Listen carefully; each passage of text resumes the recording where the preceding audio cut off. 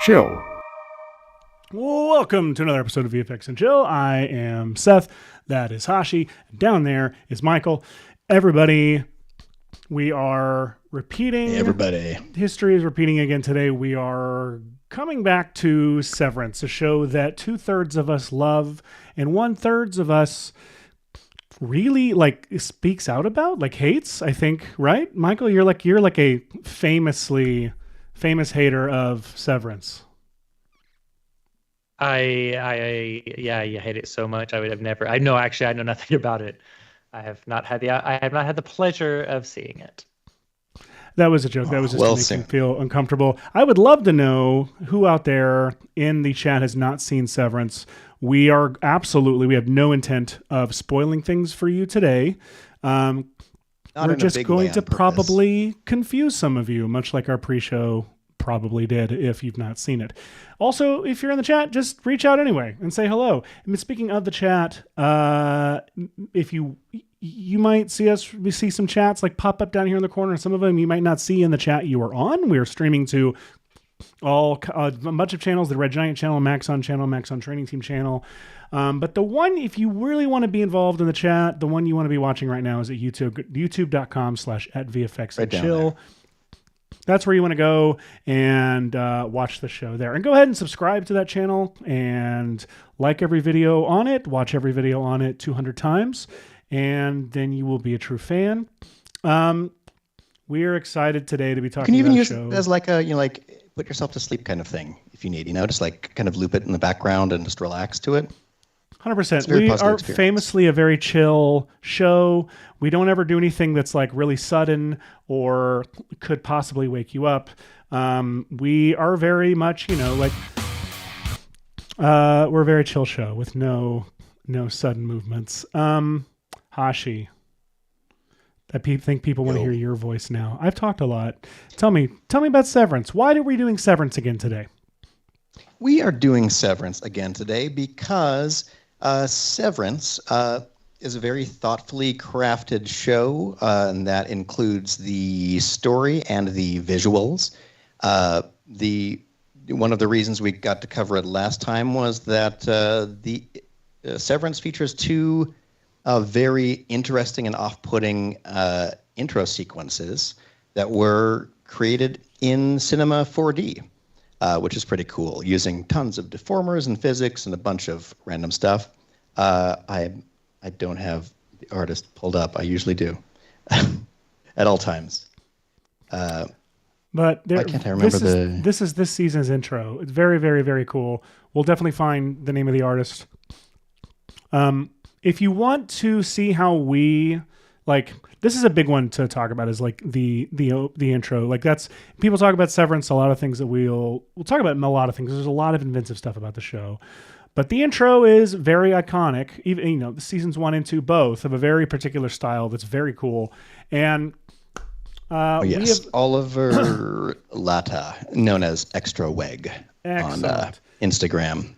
You're over there at Art of the Title. It's the best thing because Ben Stiller literally saw one of his ridiculous reels on Instagram and was like, "Oh, these are so off-putting," something like this. Yeah, it's awesome. I thought, oh man, what a human as a product weird way to explain that. And so a lot of that aesthetic makes it directly into the intro for this film, and it's pretty cool. Now, we're not talking about the intro today. We have actually talked about the intro before on a previous episode. I forgot that you had this. Who did I just say this actually looks like? This is like... this looks like... I'm so uncomfortable. Looks like Jack Valenti combined with a skeleton. And a little bit of Adam Scott. It's definitely a dead person. We're going to come back to that. Some sort. But anyway, Michael's got the intro there in the chat. The Severance opening titles episode, Severance. We are today going to be talking about some VFX that we have seen in the show that we want to imitate or recreate. What are those, Hash? Remind me. Should we jump to some clips? Do we have that ability? Yes, I have clip ability. Which you want? Awesome. Maybe we could start with the nightmare. Nightmare. Okay, we're going to try not to spoil anything. Someone has a nightmare in the show. And it looks a little something like this. So I don't want to play the whole scene in its entirety and get canceled. But no, but like obviously as a movie that takes place, or show that takes place in an office setting. Wait. What? All right, anyway. Obviously, this is a departure from the usual visual style of the show. If you've seen any still from it, it is kind of a minimalist, minimalist mid-century modern, sure, 70s inspired office. I don't know what I would call it. Min-centramalist turn is what I would call it. I think that's what everyone nailed it. Everyone calls it that. But this sequence, however, it stands out. It's different. This is an episode that we won't get into it. There's an episode that's slightly different in season 2 than most of the looks of most of their episodes, and particularly this dream sequence in which a character is walking through this hazy, snowy, dreamy-like place. Now, obviously, Seth, yes. Speaking of, someone made a joke in the chat that you might recognize. Oh, interesting. Michael Palek. My friend. Pre-release handbook toast. Anyways, is that what you want, Michael Palek? Is that what you were after? Our instant drop machine works. And it was so natural the way that we did it. Here's what I'm curious about. Just want to remind everybody real quick that the auto drops are on an automated system. I can't control them half the time. I'm curious in this sequence, like, obviously, like most of the foreground, the sticks and stuff was either location or a set. This is a very expensive show. This show is famously went, especially season 2, over budget, and it all is on screen. It is a beautiful show. It is not only just very well written, very, very, very well acted, but it's visually gorgeous and sounds amazing as well. But I'm curious. I have to assume, just like I do with anything I look at now that's on TV or in movies, that it is augmented in some way. And so I'm curious, like, what here do you think is worth recreating, Hush? Well, it's interesting, like creating kind of those like atmospheric, like landscapes, like, nightmare landscapes, would feel very much like, Stranger Things or The Gorge or whatever. Have you seen The Gorge? The Gorge. Yeah, The Gorge just came out. I have not. That's a fun movie. We saw that. I liked it. It was fun. I enjoyed The Gorge. 4 out of 5 gorges. Yeah. Would gorge again. Would gorge. But there's a lot of this like volumetric hazy atmosphere in The Gorge, and it's has very specific color palettes in The Gorge as well, which is very cool to look at. There's a lot of scenes. I always think of Kong Skull Island, which a movie that I adore. There's a whole sequence that's ludicrous, involving poisonous gas that goes away really quickly, inexplicably, but it's like all of this green, foggy atmosphere, very influenced by Apocalypse Now. I have done looks like there's the Blade Runner also. Blade Runner 2049, the Las Vegas sequence where Gosling goes and finds a character. Spoiler alert. Go watch Blade Runner 2049. Come on. But I do know that Film Riot has done an episode before on how, like, I know those guys they recreated specifically from Blade Runner, like those Blade Runner shots in post. Oh, nice. We've done it some here on the show because I know there are a lot of shots in Sketch that I did this on, and I know we talked about it at some point, but I do not remember what episode it would have been. But what could we do differently this time? It's a good question. I mean, I feel like one of the neat things about the lack of information you get adds to the mystery and also means that it doesn't need to be the most crazy 3D model or I feel like there's a 2D approach to this with like stock footage and layers. and then there's a like Redshift render with atmospherics and stuff kind of thing. Yeah. I could imagine us trying both a little bit. I can imagine it too. You know what shot I really want to do? And let me see if I don't want to spoil anything. See, if you want to go to my screen, I have a scene that I can talk about for just a second too. Okay. That I think yes. Talk about cool. that. Obviously, you know, I will try not to spoil anything that isn't in the trailer there. But let's see. Open those pictures to have in the background. But as they are expanding what types of settings you get to see in this weird Severance world, this one I thought was a striking bit of production design. And my wife was like, how did they film this? Here's what I think, and had some theories as to how they created this setting. Do either of you have either know or have any inklings as to how you would accomplish this? I know how I would want to do it is just to shoot outside on a cloudy day with these hills and then key the sky and replace it with the warehouse building.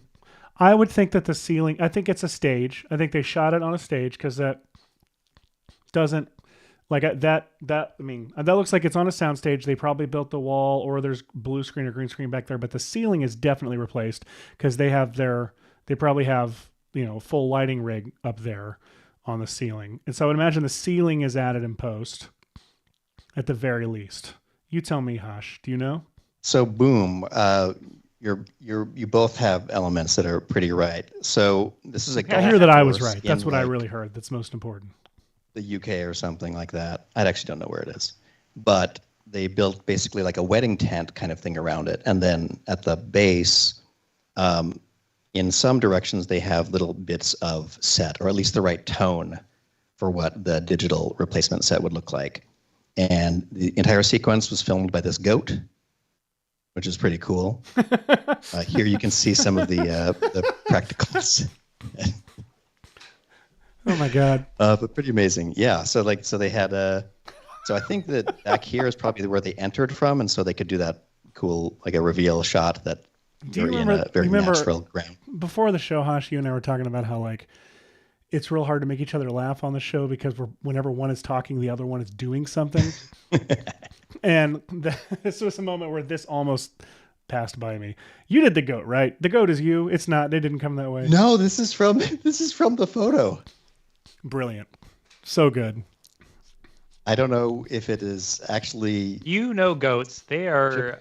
Their main goal in life is to break things and chew on them, and they're very curious little buggers. I'm sure they didn't even need to ask the goat to do. I thought you were going to say they're gearheads. They're famously gearheads, which is they're cinephiles. They love checking out camera gear. Fear, incredible. Checking out cameras. These are the kinds of innovative things that aren't it's weird. It's super weird to put a field in the middle of a office building space, and I feel like these weird juxtapositions are what the show does that are so off-putting in a weird way. It does, and to make for their VFX being pretty unique. Absolutely. Anyway, that was another scene that I thought was cool. The next thing I'm going to show you, it can be perceived as spoilery. I don't think it is. It's very abstract, and you can do it what you want. But just warning people out there, if you don't want to be, if you're like a total blackout on it. Yeah, if you're one of those weirdos who just can't handle knowing that something exists before you watch it. I'm just kidding. Here is a sequence from. No, don't watch this. Is what I'm saying. So I really love these visuals. The show has been doing a lot of this season, where it is juxtaposing. Not juxtaposing, but it's like intercutting with these really cool jump cuts and blending. It reminds me of that the David Fincher Nike ad. Oh yeah, I think it's Nike. I don't know if it's Nike. Did we talk about that on the show at some point? We did at some point. I don't remember for what. This is the episode where we never remember things. But obviously, what's so cool about this is that it's not just intercutting between shots. It seems to be blending elements of one shot or one take into other ones, and I'm sure there's a lot of, I'm sure these are all augmented in some way so that they're lining up and matching so perfectly. But I would imagine, but I can tell, they're also leaving so much. They're keeping it really glitchy, and the feet aren't perfectly lined up each time. Same with the chairs down here, which tells me they might actually just be doing this in the cut and not actually augmenting anything. But even still, I kind of want to see if I can create this effect, not from scratch, but from stock footage or footage of myself and some I like that. Some gin fill or something. I'm gonna see. That's kind of what I want to do first. And there's other stuff if we get bored that we can play around with. But I'm curious, do we want to talk about the abomination that you showed us at the beginning, briefly a second ago in cinema? Nah. Okay, great. So yeah, even though it's right there. We're not going to talk about him, but he's going to be right here. Perfect. I think I'm going to go to our good buddy Art List. I represent athletes. These are my stories. And I'm going to pull some stock footage. I feel like that's the right thing to do. What do you think? I like that. You pull some stock footage. I am going to... What are you going to do? Gosh. It's fantastic.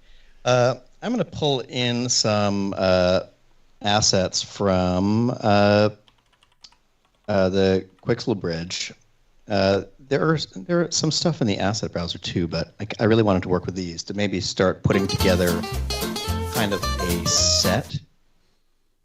So one thing that I know is kind of neat about the show is that obviously it takes place in a wintry landscape. So just to get myself started, let me add, I'll drag in one of these HDRIs.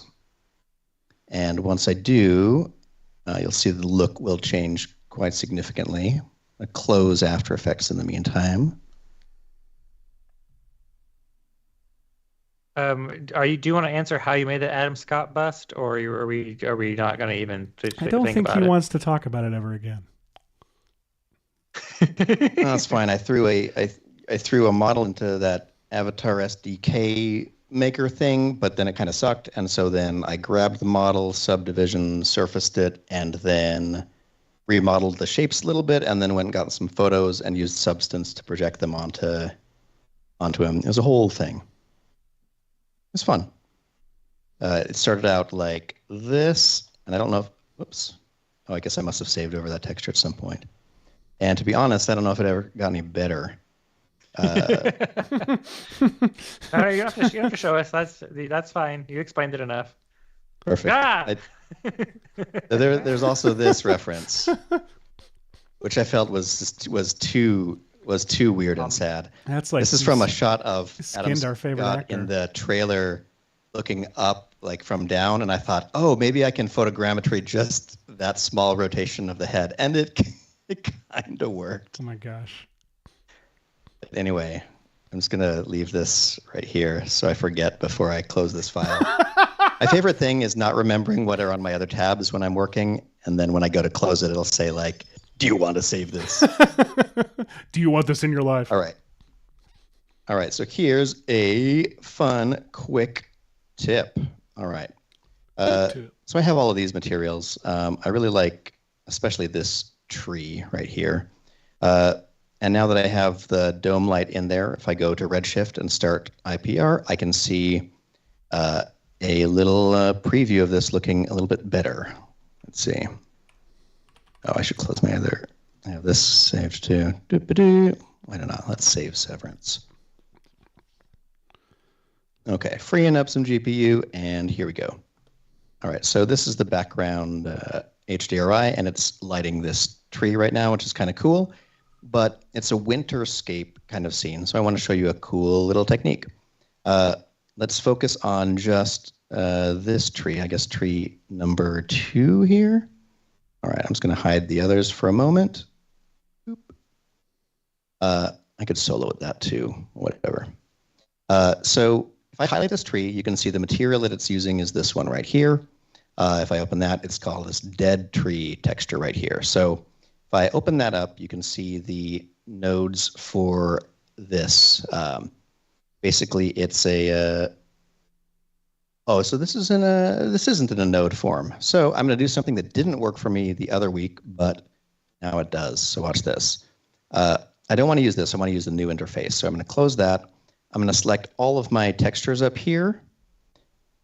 And then I'm going to say Material, Tools, Convert and Replace with Nodes.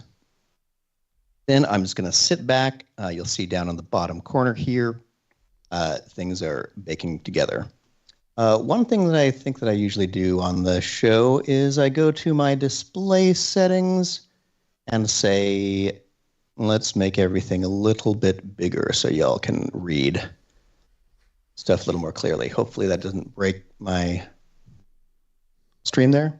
All right, cool. And we're back. Okay, so now if I go to this and open it up, you'll see that it's similar looking, but this is the new node editor. This is what we want. And it's kind of neat. So as you'll recall, this output object is what ends up being rendered here in the viewer. And you can click on any element of in the node tree, and you can press this little solo button if you want to just see one item and the way that it affects the texture. So I can press solo there, and you can see just this pattern on here, which I love. Yeah, I use it all the time when I'm putting a max on noise into the scene because, you know, if I'm driving a bump map with it, I want to see what size the noise is, what it looks like. So that little quick solo button is so much easier than the old way of having to connect it to the output every freaking time. And in fact, I'm going to go in here and I'm going to go to Adjust and add a color multiplier and just make this tree a little bit darker. I did two things. I adjusted the gamma up a little bit, and then I went to this Adjust and multiplied it over top of kind of a darker color like that. That's just for preference. I want it to be a dark looking tree from these nightmare sequences. But then we're going to do something pretty cool. I'm going to minimize that, and I'm going to make a new material right here. I'm going to call it Snow. And then I'm going to go into here, and let's do a couple of things. Let's just for quickness, let's just make a white texture there, and we'll make the roughness a little bit higher. And let's scroll down and say that there should be some subsurface weight if it's snow. Maybe slightly cool subsurface color, something like that. I'm just turning it up a little bit like this. Every time I start doing snow, I'm always tempted to use the car flakes, like the car paint flakes shader to get the sparkles. Oh, that's a good idea. The sparkles are I didn't say that you should do it. I just said I'm always tempted to do it. Yeah. Brian the White is asking, do you think all the computer screens are practical, or do they do all the computer screens in post, or do you think it's a mix? They didn't ask that, but I'm adding that on. Computer screens tend to always do in post. It's just too much time to do. I've heard anecdotally the screens are on, and they do literally have like some kind of interactive version of the game that looks sort of like the one that is in the show, but then they're all replaced by the end. I knew they had it for that New York experience they did, like the live experience, but I didn't know that they do it on the show too. They have like a version. Maybe that was the interview that I'm remembering. And it, like Adam Scott like broke his like pretty quickly in. Classic. Yeah. Classic Adam Scott. Go ahead, keep going. Oh yeah, go for it. No, I'm just gonna say an update. I've got this shot of this guy. Hey. He's like, hi, I'm in an office. And I'm going to go through and do a couple things. I think what I might do is just like chop up the scene a little bit. And one thing that I like about this is the way that it glitches where his hair kind of changes. He these chairs over here, like wiggle back and forth. His body has slight adjustments and movements. And so I'm wondering if I like chop this up into pieces and then reorder them so that like it'll jump back and forth between, or you know what I could do? I could do almost like a wiggle on the time. That might be crazy. What would that be? That would be like enable time remapping. Mm-hmm. And then do you do what, like a wiggle and then posturize it or something? Yeah, you could try that. Or random. Like random was going to be intense. Random. But, yeah, you're right. I mean, I've done things like this before. I've usually used some kind of a wiggle expression, and I don't remember really what does it the best way. Here's what I'm actually going to do. I'm going to go to my project settings. I'm going to go to time display style. I'm going to go to frames. So between 0 and 272, and I'm going to say random, or no, because I want... Well, do I do random and then can I do, is it a minimum, a maximum in here? Is that what the parameters you put into a random expression? Yes, between like a random number between this and this. What you could do is you could say like x equals and then a random number between there and there. And then the output here is time plus, like x, like posterized to 12 or something like that. So it only changes every... Is my internet sucking or is so yours, Hash? Michael, is Hashi coming in? Everything seemed smooth on the playback over here, but maybe not. Okay. Michael, what's your experience? Are you... Let us know in the comments if we're coming through slower or anything like that. Let me see. I don't know if I'm a good person to ask. My internet's always crappy. Yeah, you both are looking real choppy. Oh, I do. On my end. You look like I'm coming in. I'm seeing the feed from the show super smooth, except that I look really choppy. Yeah, you and Michael both look choppy in in the playback window. That's weird. Okay. Weird. All right, anyway, we'll go back to you while I'm sure continue figuring must have this enabled out. our time remapping. We'll go back to you now. All right. So hopefully this plays without too much crazy delay. All right. What I'm going to do is in this node editor for the dark tree trunk that I have, I'm going to kind of slide my output way out to here. And then I'm going to add a couple of nodes. One, I'll just press C and I'll type material blender and add one of these right here. And then I'm also going to press C and add a reference right here. And I'll put my reference right there. And here is a little material swatch, which is pretty cool. So I'm going to use the surface right here. And I'm going to drag snow that we just created right into here. And now this is going to source this texture. And then I'm going to use the material blender to blend, to kind of go in between, to blend the snow and this together. And here's how we're going to do it. We'll take the out color, and instead of going straight to the output, it'll go to the base color for the material blender. And then this output will go to there. So the first thing that happens is effectively nothing, because it's just mixing those two together. And then what I'm going to do is, since this reference is snow, I'm going to click it over here to this material color section. So it's going to try to grab color from it, but then it needs a second blend color, which is usually mask or something like that. Yeah, I can't see Hashi's screen either. I mean, I can see the screen, but it's kind of stopped moving. I feel like this has got to somehow be related to my internet going out, but Michael's sucks too. That's weird. I mean, I'm getting everything from Seth just fine. That's so weird. Yeah, I'm getting everything from Seth fine as well. Maybe Microsoft is already shutting Skype off. Maybe it is. It's giving us hints. Yeah, I am totally frozen. Maybe stop sharing and then start sharing. Yeah. Well,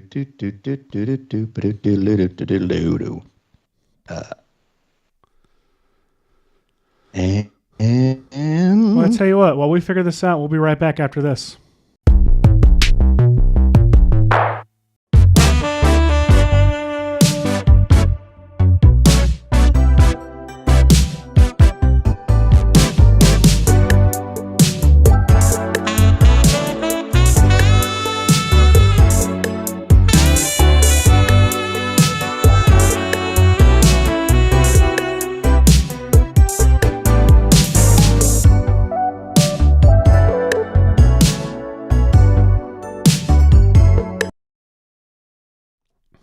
Welcome back. If you're just joining us, I'm Seth. And Hashi and Michael are dead. We are... Not really. We're trying to figure out what's going on with the internet. Okay, Hashi is visible. Michael's visible. Hashi's screen doesn't look too bad. Hashi and Michael cannot move, though. I feel like I'm not moving. Am I moving on the call? You're not. Here, I'm going to try something. Get ready. This is going to be bad. Oh, no. Radical. Oh, no. Get ready. Something. Get ready. This is going to be bad. All right. Oh, that was me earlier saying that. Are we back yet? Now we're back. Oh, we are? It looks like it's playing again. You're playing. We're still frozen. I'm going to move my arms around. Tell me if me moving my arms around shows up on the feed. Yes. Yeah. We see you live on the YouTubes. And I'm moving my arms around? Can the audience hear us? If someone could confirm. Audience, are my arms moving around? We know that only Seth is visible. I can hear Hashi. Don't know if... Oh, I can hear Hashi and Michael. Can you guys hear me? All right, Noseman says that Seth's fine and that you can hear us all. Yeah, but can you guys hear me? Yes. We hear you. I don't know why I nodded, knowing that distinctly you can't. Yeah, you can't nod. This is now an audio medium. Okay. Amazing. Well, this is phenomenal. Yeah. Here. It's worth it. We never get to do this. Here we go. Seth. Oh, what? Oh, no. We never get to do it. Seth, also, something else. The YouTube chats, I'm trying to pop them up on the screen, and that one's stuck. Oh, interesting. This seems like it's coming from me. Interesting. Yeah, so they can hear Hashi's moving us. again. Hashi's moving again. Okay. Oh, yeah. Yep. So am I. What? Everybody's moving again. I'm sharing my screen. We can see if that's there. Okay. Moving. I still can't pop quotes up, though. Seth. Okay. Or take them away. Okay. Refresh your... I think that looks back.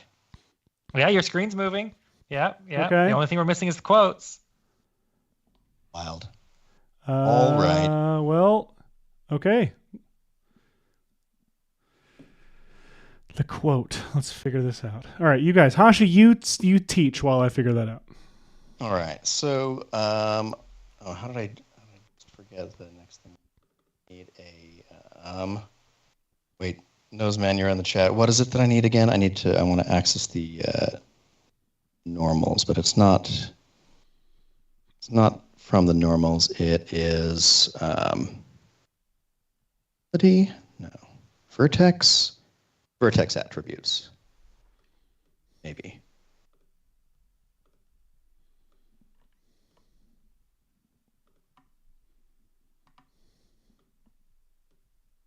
No, not vertex attribute. Shucks. What do I want here? State. You're looking for the state node. State. That's what I'm looking for. I'm looking for the state. No wonder I couldn't remember. I knew it looked like the little setting things. Here we go. Sorry. Here is the state node. Check it out.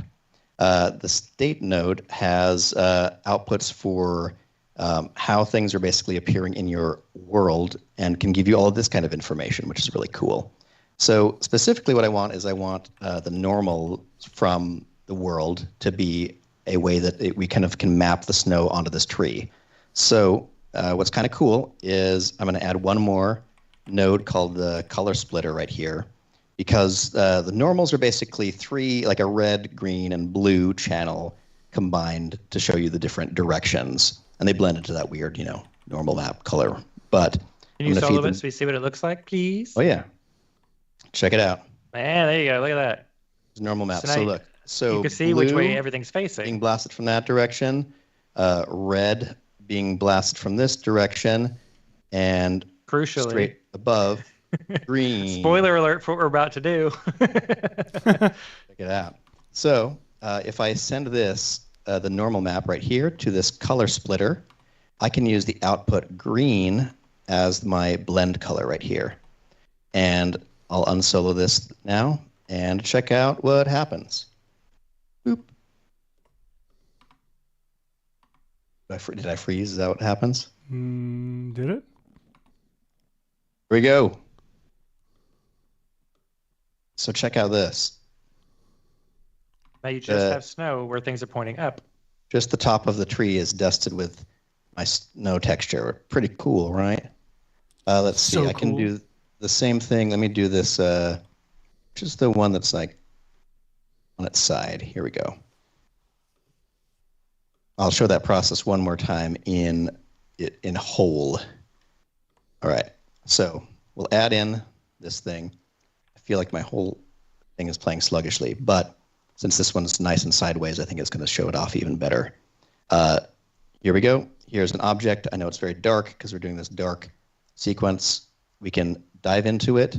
And what's kind of cool is if we've done it once before, we can copy the nodes from over here. And I can say copy my reference, my state, color splitter, and material blender, and copy those, and then dive into this texture right here, make some space for them, paste this little combo right here, and all I need to do is plug the output color from there to the output color there, and now everything should be doing what it just did in the other. Here we go.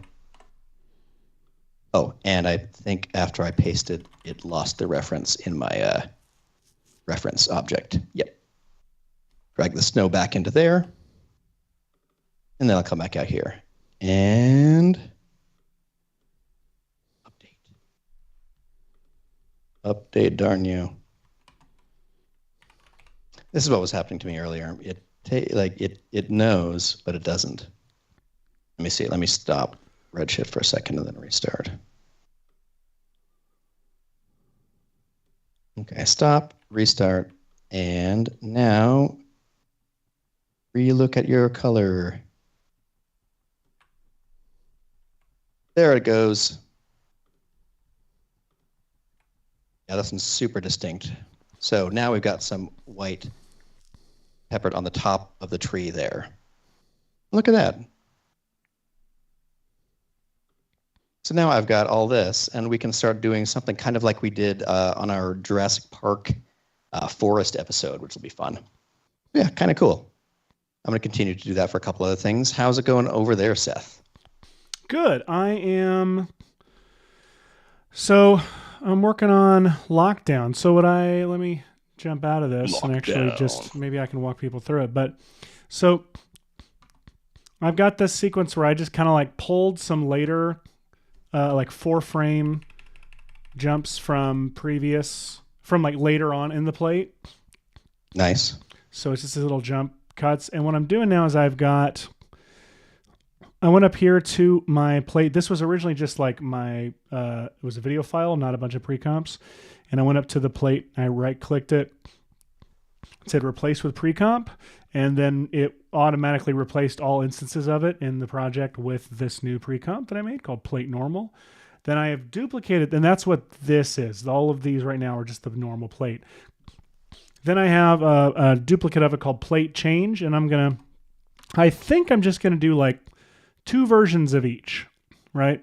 I'm just going to do like the normal version and then like a adjusted version. I might actually, and I could honestly, I might make more just for fun. Just like start having his wardrobe and background flip out like crazies. But for now, I'm going to start with one changed plate. And a couple things I'm going to have to do. I'm probably going to want to roto him. I think I'm going to get to that. I'll probably want to create a clean background, like a clean plate to work with. For now, I'm going to go ahead and I want to, just to show you, we've done this on the show a bunch of times, but I'm going to apply lockdown to the plate. I'm going to click pop out. And I am doing this to this is kind of probably a dumb idea to do it to the entire stock footage clip, but why not? I'm going to do it, Seth. I'm going to track some specific points on his wardrobe that I think Lockdown should have an easy time tracking, I would hope. And Then I'm going to click track all the second that I'm ready, which is not yet. Let's go with all of these for now. And I'm going to click track all. And it's going to go through here and it will track the whole thing. So maybe I could, I could do a tracking break. But honestly, it's pretty long. I think it's going to take a little bit. So I might go back to you. What do you do? Hey, Seth, before you do too much, there's a comment from Demizart, who is watching on the Maxon channel, asking if you can make the main screen bigger. There is a lot of margin around the screens, and they would like it if at some point we could make these screens we're demoing stuff on bigger. Might be a discussion for the next season when we redesign things. But problem is when I do that, then we're covering we're covering things up when I do that. Like we've tried this on the show before, and it gets claustrophobic so quickly. So, yeah. I mean, they're right. There are a lot of margins, but we need the margins. Yeah, because design and beauty, which two things that define our show. Speaking of the comments, that you might be going, hey, I'm seeing comments pop up that aren't on my stream, and like Brian said, I accidentally drawing the wrong stream. I was like, wait, there are no comments. That's because you were watching on a different channel. The mainstream channel is youtube.com/@VFX and Chill, is where the majority of the chat is going on. So if you want to see the jokes that are too raunchy to put on air, just kidding. No one's done that this week. But come on, why are you challenging them? Don't challenge them. I'm not making it a challenge. No politics, no raunchiness, please. I was just making a joke. It's going to happen. Actually, instead it's going to be Justin Ledoux makes mediocre joke, offends literally everyone. Anyway, go there, do that. While you're at it, by the way, we have a suggestion box. You can go and put suggestions in for things that we absolutely do. The button is right next to the one for the URL, so why don't I just do that? All right, this is still tracking, so I'm going to... Nope, stop it. No. You're welcome to, what are you up to go over to here if you need a moment. So I have these trees, and they all have a little bit of snow on the top of them. You can't see it right now because I'm not in the IPR, but I've added a landscape shape right here just because I want some kind of a ground plane. I'm going to turn the scale of it up until we have something kind of cool like this, just kind of weird and broken up a little bit. I can adjust the scale to see how many of like furrows and whatever I want. I'll go with something like this. And then I'm going to move my camera maybe over here.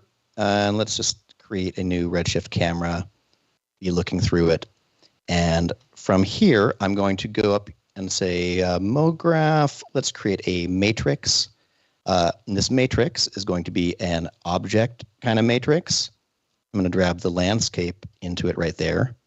And visually, we're not going to see a whole ton yet, but I'm going to turn up the count, and you're going to see all these little Spider-Man turn up the count. Squares propagate, like salt on a pretzel or something like that. To sort of randomly scatter themselves. I'm eating salt on a chocolate chip cookie right now. What? Yeah. No way. You're supposed to be doing a live stream. I know. I do lots of things at once. I'm a multitasker. Crazy. All right, back to your cookie. What's up? Excellent. So the distribution is surface mode, which is great, but I'm actually going to disable, I think under I guess it's right here, align clone. I'm going to turn that off.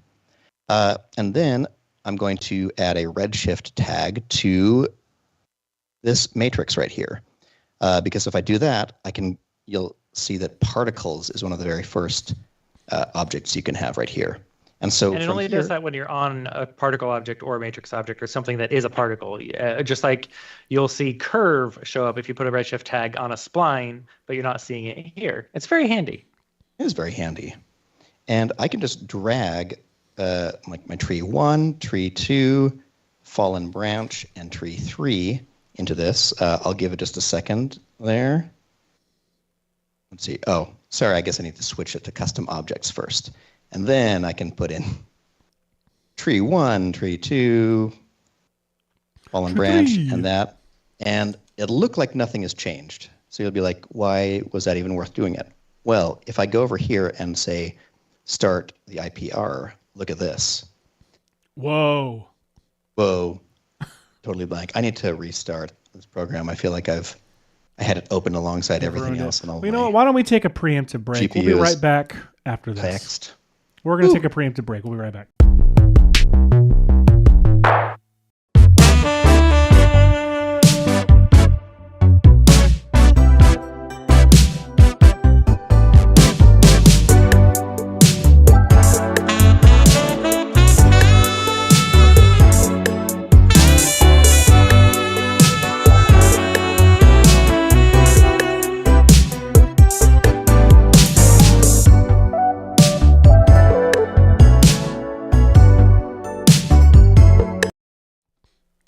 Welcome back. If you're just joining us, we are doing some Severance-y stuff. My shot is almost done tracking, so I'm going to switch over here and check it out. No, stop it. I'm sorry. I need to turn that one off. Okay, I think it is done. So if you can see here, got all of these. I'll select them all so they all maybe appear better as yellow. So we can see they're all tracking to the to this guy's close. If I hit auto triangulate, it's even more fun to watch. So nice. Now and that you want to control or command option shift some new dots around the app. So you can command option shift, hold that down, and click around here to create a larger radius area outside of here. Because if I didn't do all of these, so if I clear the mesh and auto triangulate, if I hadn't done that, it would have just been inside. It would have given me just that area inside this space to be able to replace. But by adding these extras and clearing the mesh and auto triangulating, I now have all this extra space. I'm going to come out and do some right below frame as well. Good idea. And clear mesh, auto triangulate, and look at that. I'm going to say set the lockdown mesh UV frame as the first frame, just to be specific. I come out of here, and I'm going to hit lockdown. And now it duplicates my plate. So I have my plate as it originally stood with no effects on it. Then I have the second version that has lockdown applied to it.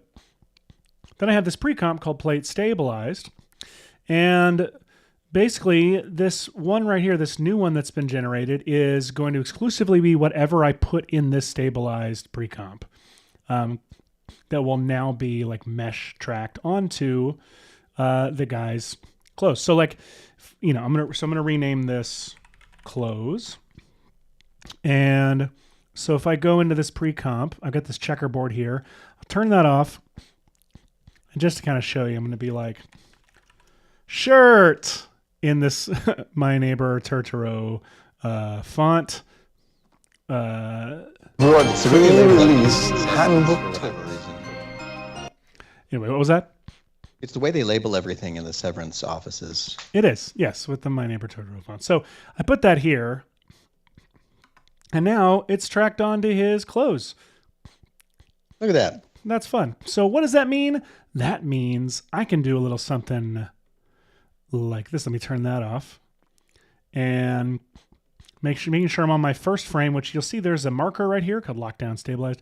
That marker represents the frame that you chose to be your lockdown mesh UV frame. If you're going to do any content aware fill or generative fill, this is the frame you want to be on before you send it over to Photoshop. So I'll go over to content aware fill. I'm going to say create reference frame, and it will open Photoshop, where I will be told for the 80,000th time, I'll be told for the 80,000th time that there is a new version of Photoshop and I should update, and I will ignore it for the 80,000th time. No. Now, what I'm going to do is select around this guy's clothes. And what kind of outfit do we want to give him? Let's see. Hey, chat, what should he wear? Give us some outfit suggestions. Clown costume, tuxedo. Hawaiian shirt. I'll put tuxedo right now just to see what happens. It's a good call.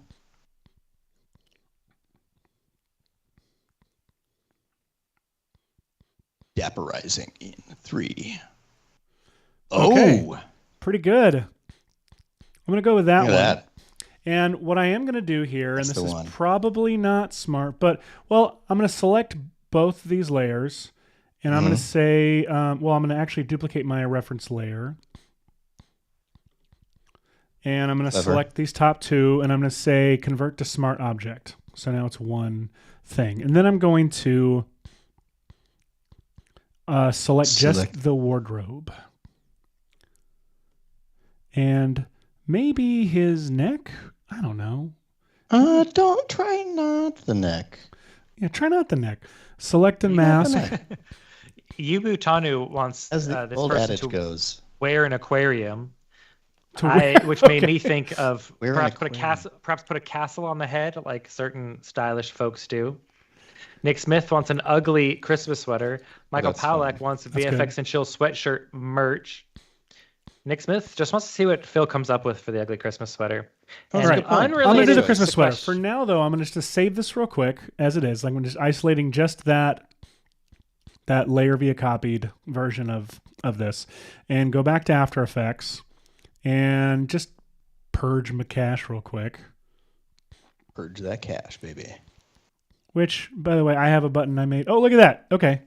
Yes. So I also want to freeze that and make it last across the whole. Yeah, your frame. reference frame is just one frame. So. And then I'm so gonna. it's I forgot. I freezing did this in the main comp, so I'm gonna copy it out of here. Go into the. No, it's not. Get out of here. Put it into this pre-comp. Come back here, and now that tuxedo moves very Look at nicely that. around in here. So I do need to do a clean plate, and I need to do like an isolated just his head and neck layer to be able to get away with this. And then I'll start doing the background as well. Michael, I Look cut at you off. that. I'm so sorry. What were you saying? Oh, I forget what I was saying. But unrelated to our previous discussions, Blake's asking, are any of us going to be at NAB? I don't think I'm going to make it this year. I think I'm not. How about you two? Are you either of you going? I don't think so, I unfortunately. don't think so either, unfortunately. I mean, I'm not ruling out entirely, but I'm thinking I won't be there. Yeah, John Wick said that once. I'm thinking, he also said he was thinking he was back. He thought a lot of things. Rest in peace, John Wick. I think he's alive, canonically. Speaking of Johns, John Haley says that Chris Vranos says that he loves us. It's true. Chris Vranos does love us. and we love Chris. Vranos, we love you, sir. I don't know what the accent was that I just did. I hope it wasn't offensive, because I didn't It's a mean it to be an lockdown accent. accent. It's a lockdownian accent. We are lockdown to Nabby, which will be our next episode. Hey, look at that. Look at this. Look at the Christmas sweaters. Wow. Every time the content where Phil wants him to be smaller, Jason Murphy says we should probably warp or liquefy the tux to fit the shoulders more to make the person not shrink every time content aware Phil does his thing. Let me tell Regenerative you, Phil, I mean. that's a brilliant idea. Rather than painting out, see, this is the thing, kind of smart thing Hashi would do, know to do, is instead of doing this paint out garbage, I'll just apply liquefy to it and just I do this trick so often to stretch avoid his painting body out. to be bigger. It's ridiculous. Because look at this. Look how. I mean, it's good not solution it's this not was. Look very how flattering natural to he him. looks right there. To be completely honest, this is not the most flattering look for him, but it might be. We'll just say this is like the David Byrne suit, is what this is. This is like he's gonna do one of those like quick change magic yeah, shows. he's gonna rip it off for the next sketch. Where you're like, look at this. I'm just wearing this simple tux. It's not over. This looks ridiculous. I'm in a real tux, not a cocoon. It's amazing. I'll mess with it. All right. While you mess with that, I can show people what my next step over here would be. Yeah. As you recall, we added a matrix object with a landscape referenced right here. And you can see all these little like squares laid out, which is neat, but you can't really see, the trees for the wood. Or for the trees for the forest. There it is. So I'm going to start the IPR, and look at that. As soon as I do that, Nice. In render, what it's doing is it's creating all of these clones using Redshift, which is really handy. So Yeah, because that means instead of Cinema 4D sending a bunch of geometry data for every single tree to Redshift. It just sends each tree once to Redshift, and Redshift then just kind of copies and pastes in the GPU at render time, so it doesn't have to hold all this geometry in memory, and it's just a great way to instance things if you're doing like a whole forest. And the cool thing is, this is on a matrix object, so on the matrix object, you can use all your normal effectors that you would put on a cloner, so like a random effector for this, the rotation, and for the size. And yeah, for example, right here, I'll throw a random effector in here, and then we'll go to parameter, we'll uncheck position, because we're already getting that for free. Let's do some rotation, and is it this? Probably heading. Heading, oh, whoops, yeah. I keep on trying to switch this back to XYZ. I really prefer XYZ. I'm going to turn that up way past 360, just so I know I'm getting a random arrangement of those. So yeah, check that out. I could even add some scale if I wanted to. Maybe uniformly scale them so they're not getting too stretched. Oh, whoa. Question. Now, I will say you need to make sure that your anchor points for all of these are the point you want them to be growing from. I believe that I set that up correctly. I'll take a little peek under the... Yeah. I think I did set that up correctly. That was just a note for folks. A note for folk. I like that. All right. So I have this really blobby, blurry HDRI background just because I wanted just a little bit of information, but not a ton. Right now, I feel like I'm not... Yeah, my snow isn't as visible as I wish it were on these trees. But that's okay. Displace it. Let's see. Let's try it. Let's go over to here, and we'll go to... oh, no. It deleted the reference to my snow when I got rid of unused textures. Wah, wah. Okay, good to know.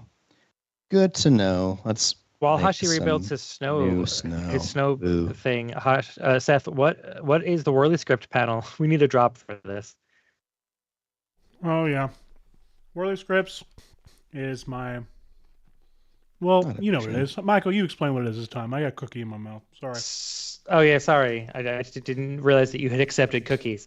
The Whirly scripts panel in After Effects. If only had a drop for when I make a bad joke. The Whirly Scripts panel is a dream for us to chase. No, it's a panel that Seth made of his own tools, and he's teasing us with it by having it float in the background behind us at all times in the in the stream, as you can see it right up there.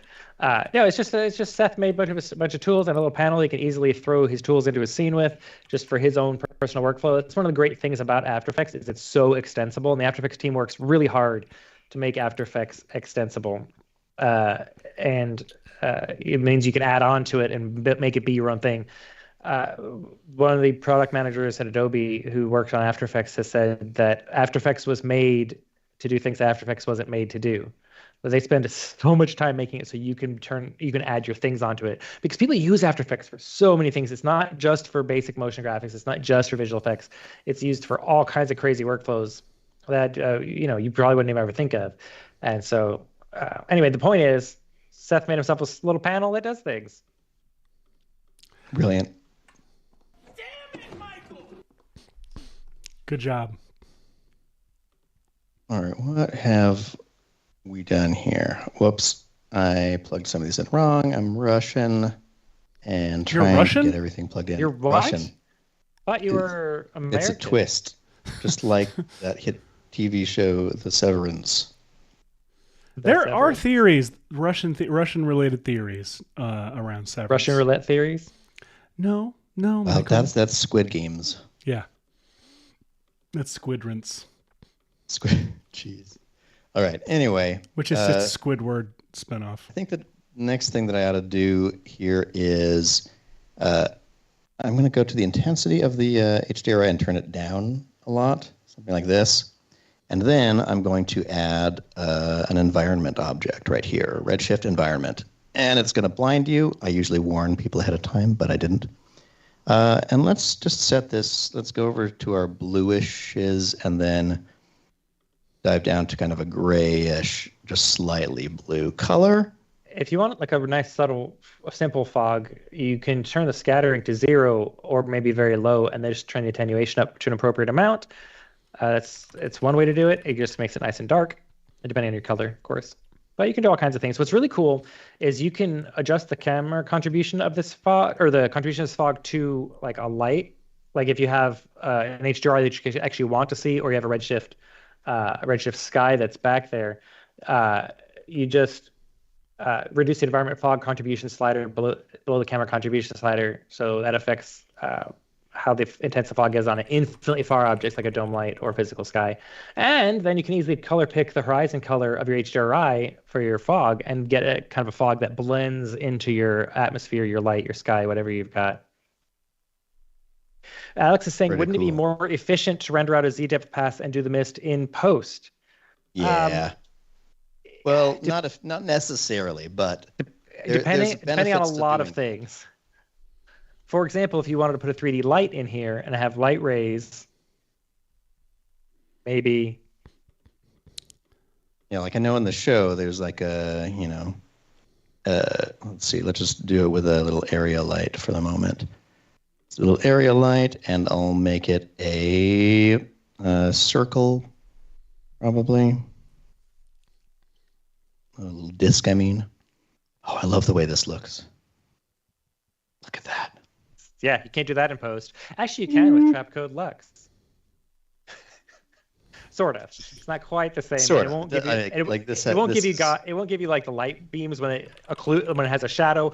But if you want a really fast spotlighty thing like this, you can get it with Lux really fast and really easily in After Effects, and it can be linked to your Cinema 4D lights. So I do use that a lot actually for little cheated things like that. All right, I'm throwing this way back here, and let's see, I'm going to turn it up a little bit just because I want to kind of see.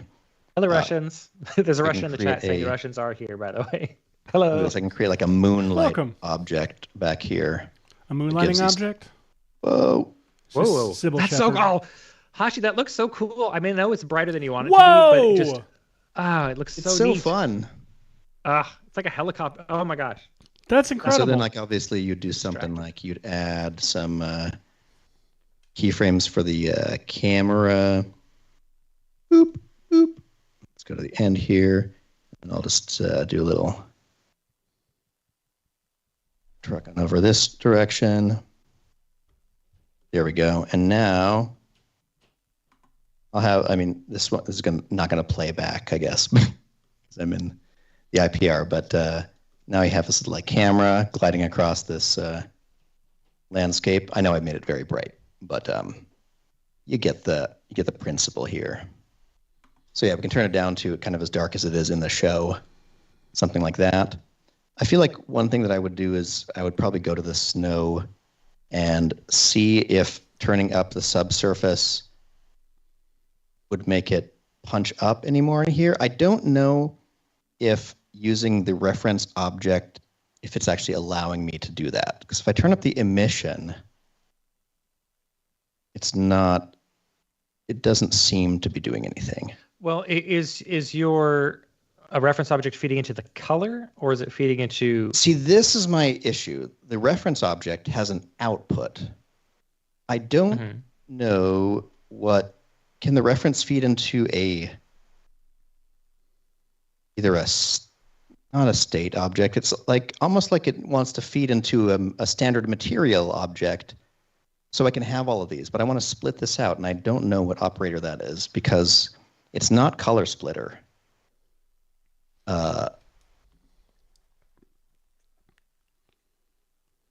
Like this is stuff that I learned like 2 days trying to figure this out, and our amazing Node Man was helping me with this.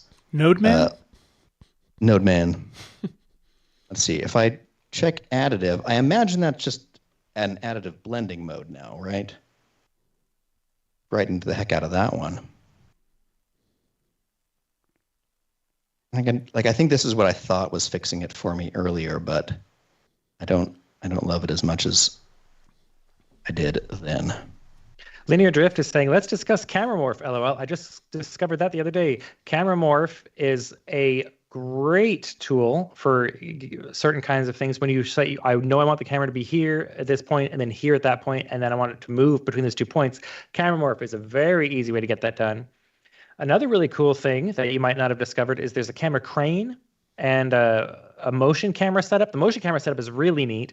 You can have your camera follow the path of a spline or just position to position, but you can add in things like the physics of footsteps, physics of the arms of a cameraman holding it, and it's actually genuinely physics-based camera movement that's really neat and really cool. There's a lot of neat tools built in there. Viazo is asking, is this the VFX for the official show or just a remake? We are not people who worked on the show. We are just talking about how you could recreate some of the effects in the show.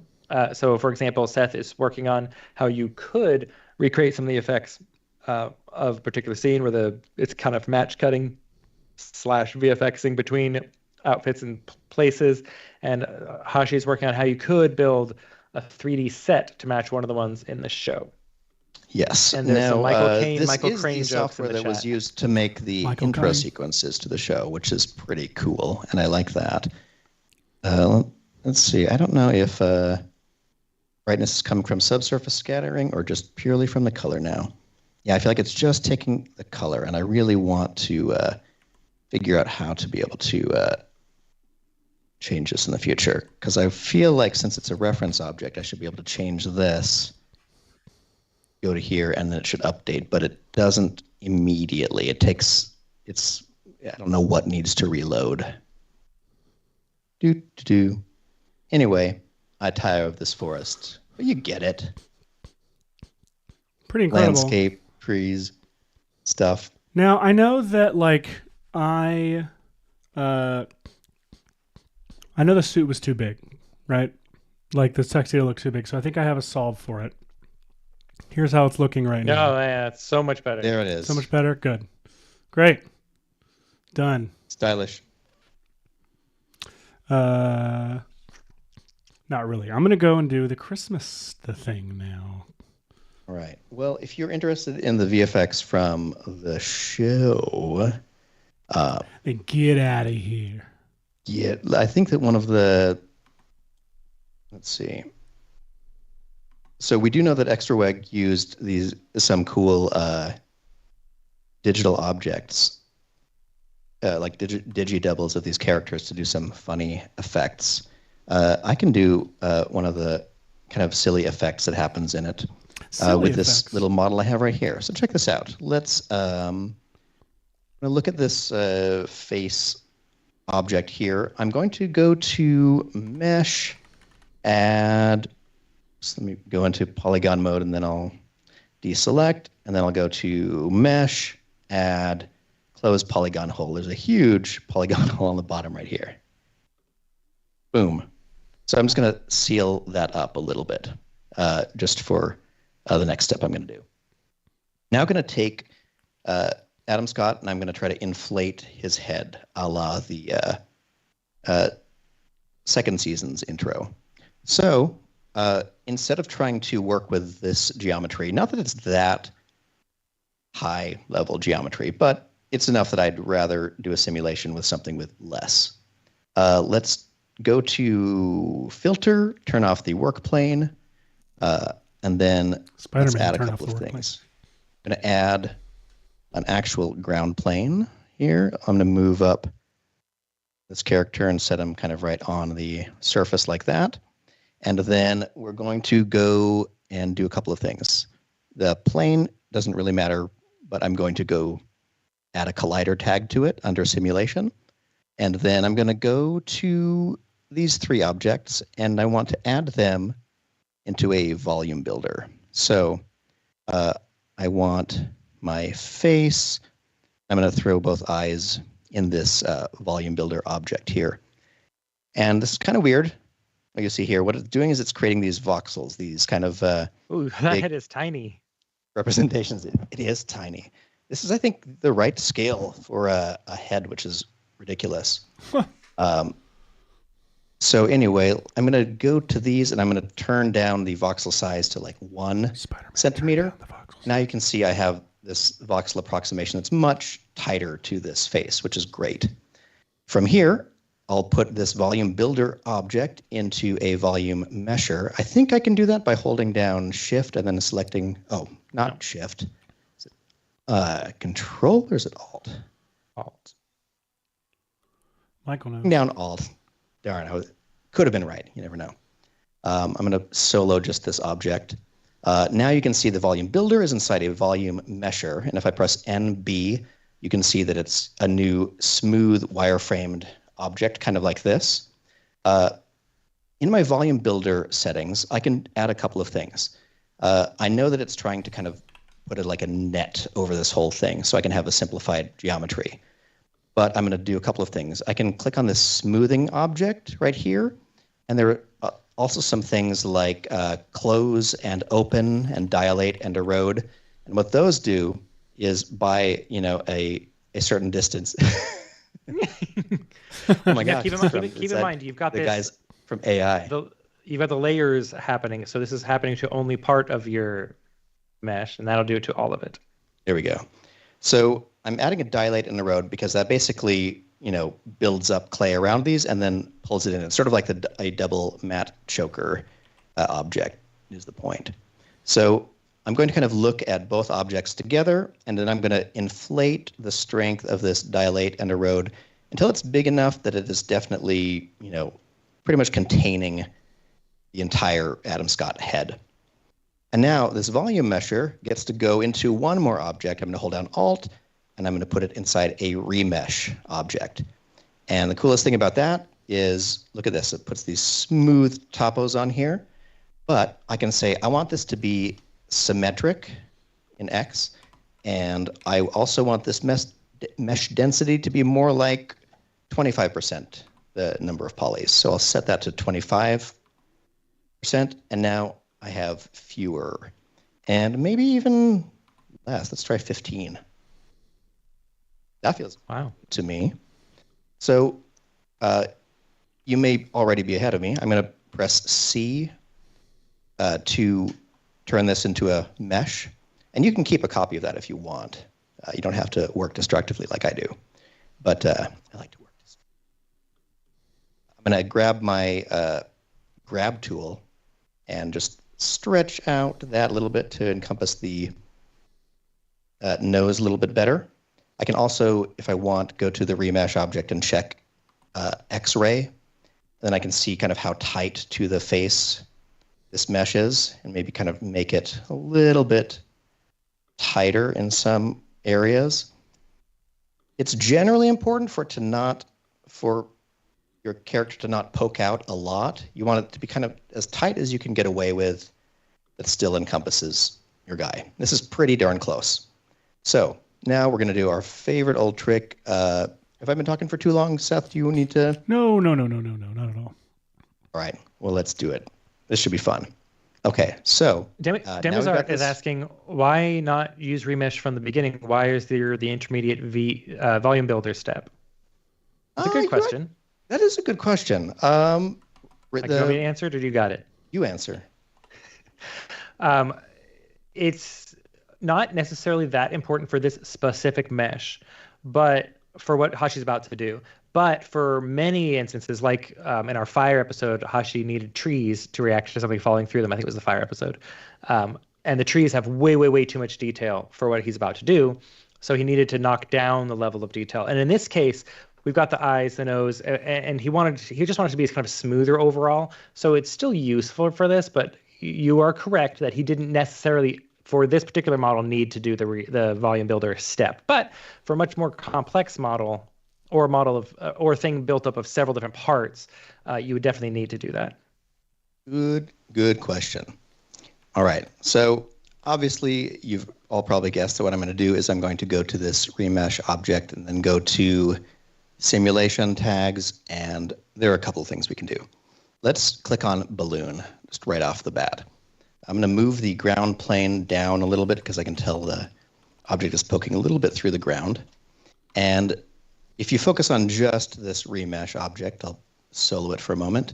There's a collider plane below it, and it's a balloon object. And if I press play now, what should happen is this thing should basically act somewhat like a balloon, which is kind of cool.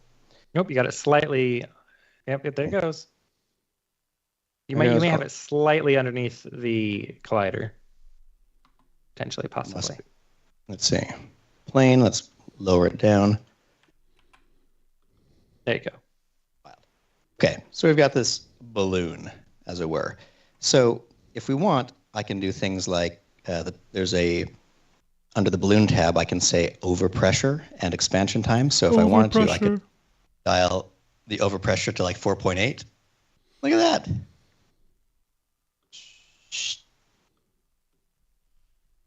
So it's doing that with this really simplified model. And what's cool about this is now I don't even need to look at this object. I can go over to my object that is containing the face and the two eyes right here. And right inside here, I'm going to add a mesh deformer right here. Whoops. Put that in there. And then under cage, we're going to drag this remesh object. Maybe I'll call this face cage. And we'll put that in here. Ba-doom. And then before I hit initialize, I'm going to go to advanced, and then I'm going to click on surface. That's going to make sure that if there's any little points that are sort of outside of it, like the very tip of his nose, it's not a big deal. So I'm going to surface mode, and then I'm going to say initialize, and then you'll see that the display mode of the cage became this like black grid. And that's just a result of the automatically applied compositing tag. Or actually, no, it's display tag, where it's forcing this object to always use lines mode. Anyway, I'm just going to hide that away, because what's going to happen now is the simulations that I applied to this thing are going to actually apply to this whole model now. It's wild. I love this. I love doing the overpressure thing in the cloth simulation, but what I really like doing is driving where the overpressure happens with the vertex map, because you can now procedurally generate vertex maps with noises and such, so that squeezes the overpressure area only into certain spots, and you can get some really cool bubbly, boily effects. It's just, especially if you animate the noise, it's just so good. Speaking of boily, bubbly effects, Linear Drift is saying, what about the camera deformer? Yes, for those who are not familiar, the camera deformer is M4D. Like any deformer, it deforms geometry, but it does it from the view of a camera. It's like the mesh distortion tool in After Effects, where you get a mesh and you can move the mesh around and it just kind of smears your picture around. It does the same exact thing in Cinema 4D, but with a mesh from a specific angle of a camera. Very useful for a still image, just getting things put where you want it to be, but really also useful for a ton of weird other kinds of effects. But yes, the camera deformer is a fun thing. I'm doing this in a slightly odd way. I'm just going to the, I went over to tools and then the paint tool, and I painted right on top of the face cage, which gives me this little vertex map right here where the head is all a high value and the body is pretty still. And what's cool about something like that is if I go hide the object, I'm going to go to my cloth settings, and under balloon settings or under stretchiness, there are a couple of things that I think will all affect this. I can drag this map into there. And so if I turn down the expansion time so it'll be a little bit faster, I can press play here. And now you can see the head is way overinflating, which is kind of cool. That's awesome. And you can play with this. The expansion time could be even longer. You could go to the surface and say that the stretchiness is also influenced by this map right here. I could do things like go to the, let's see, point mode. I guess it's hidden or whatever, but I can select all of the bottom points. Whoops, I'll go to a side view, why not? Select all of the bottom right there like that, and then go to my cloth tag, dresser, and fix points set. You'll see they turn purple like that. And now the base of this is going to be fixed, which I think will be fun to watch some effects happen like that. So let's hide this again. Let's press play. All right, so now I think the bottom is trying to hold still, and the rest of him is becoming, whoops. Oh no, camera, go back.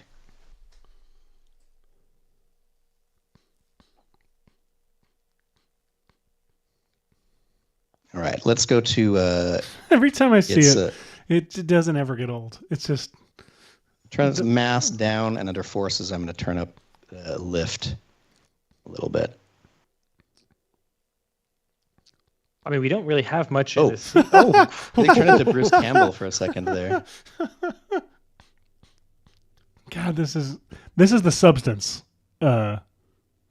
Substance. This is wild. So yeah, what's fun about this is that you could have a much higher poly. What's not fun about this? What isn't fun about it? I hope Adam Scott watches this show and just someone says, "Hey, they're playing with your head," and he tunes in right now. It's respectful. I'm It's really done sorry. out of love. I'm really sorry, Mr. Scott. Your acting talents are appreciated. See, I'm missing this. I don't even need this plane anymore, do I? Why am I missing that glow kitchen object? I favorited it, and now. Okay, let's just put them in this boring lighting. Yes. Okay, so here, that's kind of fun. All right, Seth, what are you up to over there? What am I up to? I am just messing around with this whole workflow here. I've got this. This is a great little thing. Check that out. I've also got the tuxedo version. I can try and drop the tuxedo version in instead. So if I mean, this would be totally passable as one of those YouTube pre-roll ads for Oh, 100%. That's the worst thing ever. But yes, you're right. Absolutely could be. It's more because it's stock footage with yes, 100% it's the stock footage clothing. Because this is so much more compelling footage, obviously. And I honestly, you look at it, they're definitely I'm trying to figure out. I mean, this is not unlike some of the weird stuff we tried on our generative fill episode. I wouldn't be surprised if they are. Maybe I'm I'm probably just wrong. I feel like they're pulling just his eyes and making that and sticking that to across all the shots. Does that make sense? It would make sense if they filmed all of this. What I would do, to be honest, is I would film it with Mark Scott. Well, his character's name is Mark Scout, so it's name. very confusing. Yeah. There it is. I would film him just in the suit or whatever felt the best, and then have whoever his stand-in is dressed in alternate costumes, and then just go swap in real quick, film that, because compositing is going to grab just his head, multiple bodies, and put them together. That's what I would do. True. I'm curious, how much, because here's what. Okay, either this is totally analog and they did it all the way you do it, and I mean the chairs are moving. The chairs are moving, but also look at the top. I don't know if you can tell over the stream, but look at the ceiling is shifting, with each frame. It's if I It's either good compositing work or reveals that it is compositing work. Yes, as I'm saying, it's either very good very smart, creative compositing work, or it's not compositing work at all. And so that's my wild. thought. And if I were to the thing is, it matches. I wouldn't. This is the I wouldn't be surprised episode where we clearly don't know anything. And I bet you if we listen to that Severance podcast everyone else listens to, we would absolutely know the answer. But there are too many podcasts, though. There are too many. Who wants to spend there are their so Friday many, afternoon? and I can only listen to 2. So, the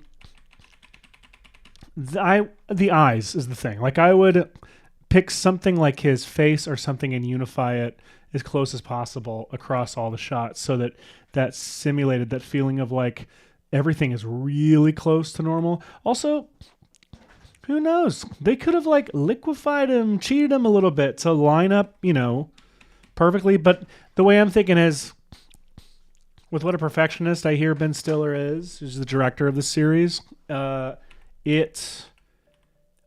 probably had stills they took in camera that you can then overlay on the monitor, so where it's 50% opacity, and had Adam line up exactly where to be, and they shot it, which is very cool. It's just still fun to think about ways to do it in post. It is incredible. I just couldn't find a plate that's this cool looking or dynamic, where like the actor wasn't, where it either didn't look like stock footage or the actor wasn't like moving around and drinking coffee, which like I don't want to deal with that. Wow. Hey, we got to take a quick break. We'll be right back after this.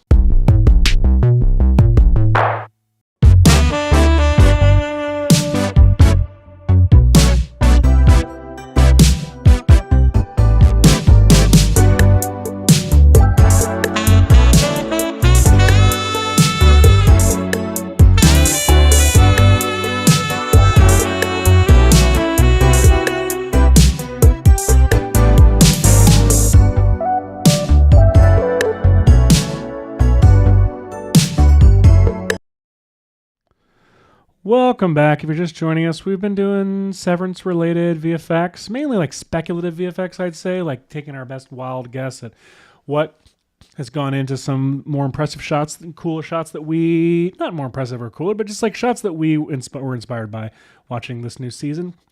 Precisely. It's a fun show, and it has really cool, visuals that are unlike the standard VFX you would see in something. So it's kind of fun.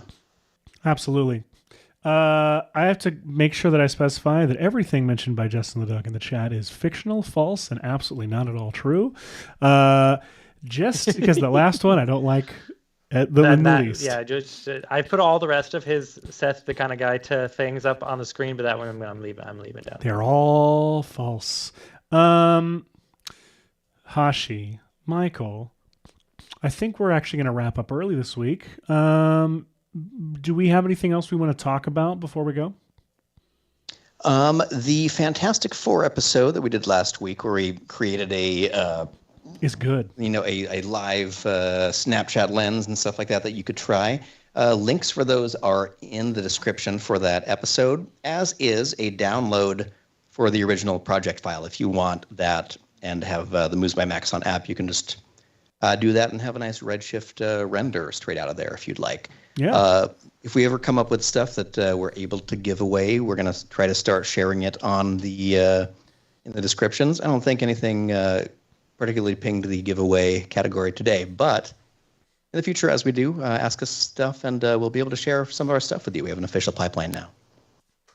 And if you are interested in how to recreate the effects from the best Super Bowl commercial this year, which was the ChatGPT one, at least in my opinion, very carefully handcrafted by humans. I made a quick little tutorial for it, which was actually 3 very quick Tip Tuesday posts, about a minute long each, of how you could do some of the effects from it. One using Red Giant Universe dither tools just to kind of quickly fake it, and another one using some of the tools they actually used, because they actually did use Cinema 4D and Trapcode Form to make it. And so I show some ways you could do some of the effects in the tutorial on the Red Giant YouTube channel. That is linked in the chat. And I'm going to vamp a little bit, Michael, so you can answer Alonzo's question. He was asking about something you're very passionate about, which last week on the show I was doing some tracking and null connections and things, and you were chastising me because in the After Effects beta is a new feature you're very excited about and passionate about, and I want to make sure that you have time to drop that link in the chat for Alonzo. Oh, that link is in the chat. He's a freaking magician. Just like a graceful ninja prancing around, killing people majestically. This metaphor fell apart. Everyone, we're so excited you watch the show. We're so excited to see you each week and for you to see us most of all. Thank you so much for being here, and we will see you next week. I believe so. Yes, we'll see you next week. On VFX and Chill. Bye-bye all.